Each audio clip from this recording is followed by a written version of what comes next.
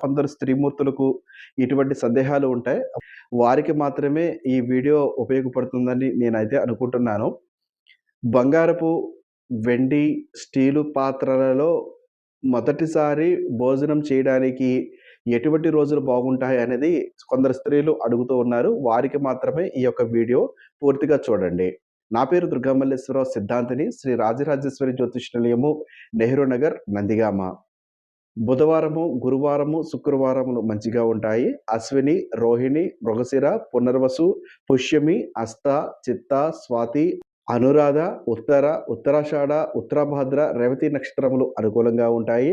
అమృత యోగమునందును బంగారము, వెండి పాత్రలు లలో భోజనం చేయడం మంచిది. కాబట్టి ఇటు రోజులతో కూడుకున్నటువంటి రోజు ఏ రోజైనప్పటికీ కూడా మీరు భోజనం చేయవచ్చు. అంటే బుధవారం, గురువారం, శుక్రవారంలో ముఖ్యంగా తీసుకోండి.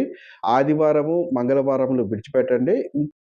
సోమవారము కొంచెం ఈరోజు మేము శివుడి రోజు మేము భోజనం చేస్తాము అంటే స్వామివారికి నమస్కరించుకొని భోజనం చేయవచ్చు.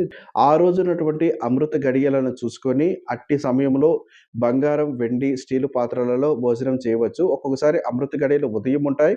ఒక్కొక్కసారి రాత్రి ఉంటాయి. అది కూడా గమనించుకోండి.